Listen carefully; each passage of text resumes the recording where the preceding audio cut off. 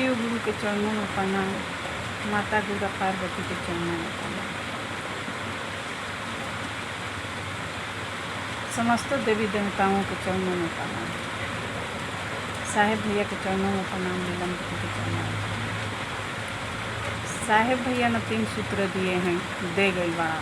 वो तीनों सूत्र के पालन करे के बाद, पहला में दया मांगे के बाद, दूसरा में चर्चा करे के बाद, तीसरा में 108 बार नमः शिवाय से प्राप्त करने के बाद। दया मांगे के बाद, हे शिव आप हमारे गुरु हैं, हम आपके शिष्य हैं, मुझ शिष्य पर दया कीजिए गुरु, दया कीजिए। दूसरे में चर्चा करे के बाद, तीसरे में 108 बार नमः शिवाय से जाप करें।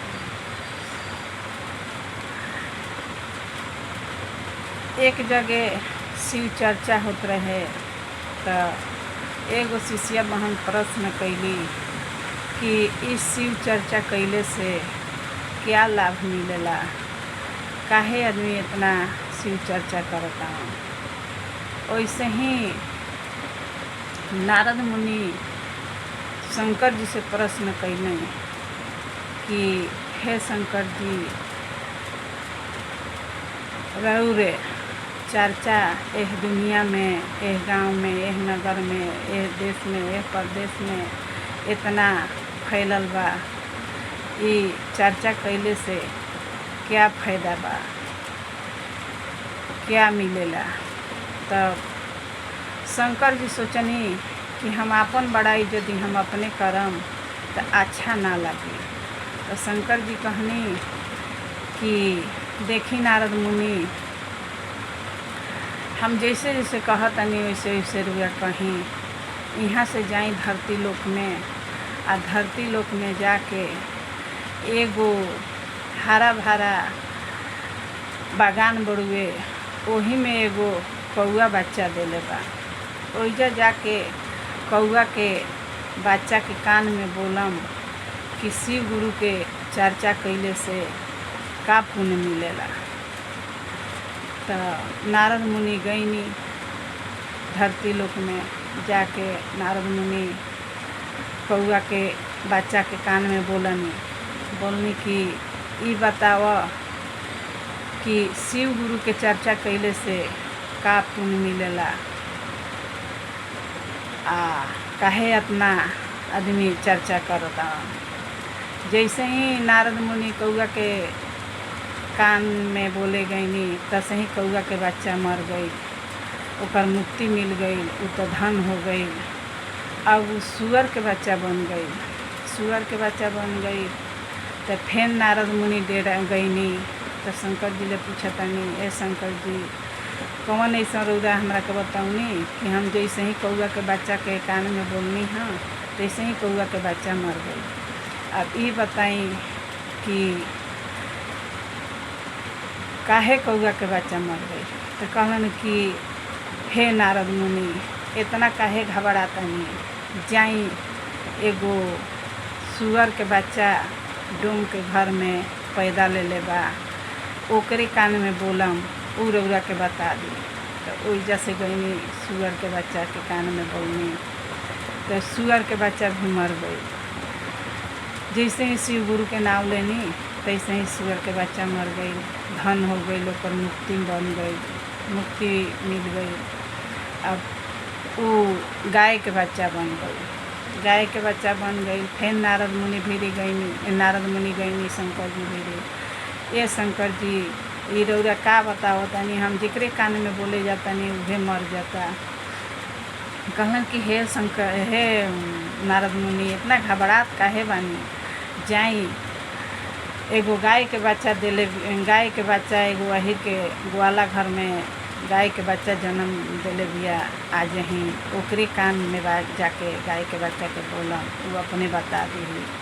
जैसे ही नारद मुनि गाय के बच्चा के कान में बोले गईनी, तो सही गाय के बच्चा भी मर गई। गाय के बच्चा मर गई। कहते कि हे नारद मुनि, देखी शिव गुरु के नाम लेते हमार जोनी बदल गई, हमार मुक्ति मिल गई, अब हम गाय के बच्चा बन गईनी।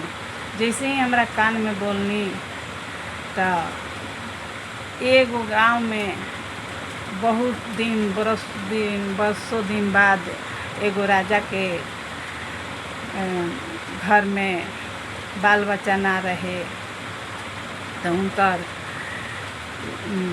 लइका भई रहे तो डेराते डेराते फेन गईनी तो नारद मुनि पूछनी कि ये शंकर जी ई रउरा का बताओ तनी, जेकरे कान में बोले जातनी उहे मर जाता से आ तो ए नारद मुनि इतना काहे घबरातनी, जाई ए राजा के घर में एगो लइका पैदा ले बा, उनके कान में बोलम उ सब रउरा के बता दी हम। नारद मुनि कहनी कि ना, बरसों दिन बाद ओह राजा के लइका जन्म ले बा, अगर हम राजा के घर में जाई या लइका के कुछ हो जाई तो राजा हमरा के मार के मुआ दिहन, हमके लौट के ना आवे दिहन। कौन कि शंकर जी कहतन कि हे नारद मुनि इतना डेरात काहे बानी, जाई हम तो कहतनी। नारद मुनि डेराते डेराते गईलन, लइका अभी 2 घंटा जन्म ले रहे। गईलन, जैसे ही राजा के घर में आवाज़ मरलन तो उनका नौकर चाकर आवाज़ सुन के राजा सभे घर महल से घर से बाहर निकल गई। जैसे ही राजा देखलन तो कहतान कि आज तो बहुत खुशी के बात बा कि हमरा द्वार पर एगो हम वंश भी जन्म लेलस आ संगे संगे हमरा द्वार पर साधु महात्मा द्वार पर आके पधरले बानी, बहुत हमरा खुशी के बात बा। बोली का चाही रउरा? बोले कि हमरा कुछो ना चाही, हम जौन रउर आज बच्चा पैदा ले बा उनके से बात करम। तो राजा तो चकित हो गईलन, ये भाई अभी तो 2 घंटा लइका के जन्म लेला भइल आ ई का बताओ बोलतनी साधु महात्मा। फिर उनका मन में खोट चले लागल कि का जाने साधु महात्मा के बात टार भी ना सकतनी। अपना घर से सिंहासन लेनी, साधु जी के बैठौनी, बैठावला के बाद कहनी कि बताई का चाही रउरा? धन दौलत, आज हम बहुत खुश बानी, जवन मांगब तवन रउरा के हम दे देम। कहलन हमरा कुछ ना चाही, जवन रउर 2 घंटा आगे लइका पैदा ले बा वही लइका के हम बात करम। कहन कि ठीक बा। अपना नौकर चाकर से कहलन कि जा रानी के बोल द लइका लेके आवस। राजा तो सिंहासन दे दिलन, बैठा दिलन आ रानी अइली लइका लेके।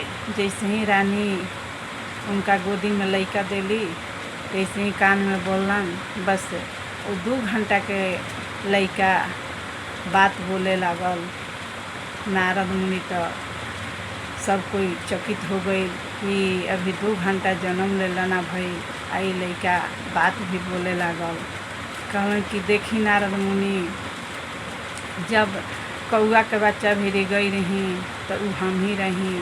जैसे ही रउरा शिव गुरु के नाम लेनी हमार मुक्ति मिल गई, हम सुअर के बच्चा बन गईनी। जब सुअर के बच्चा भी गईनी, जब रउरा शिव गुरु के नाम लेनी तो हमार मुक्ति बन गई।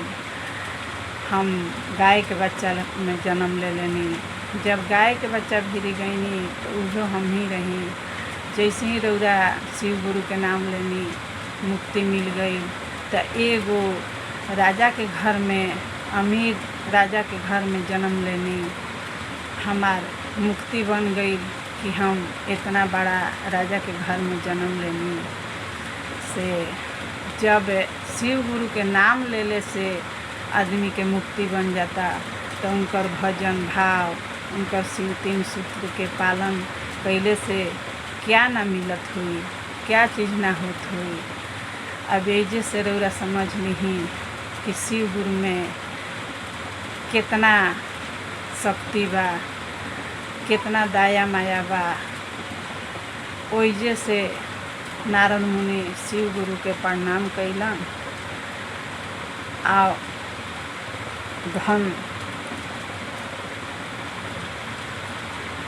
प्रणाम कैलन आ उनका से देलन आ चलते बनलन। ये हमार कथा रहे, सुन लीजिए।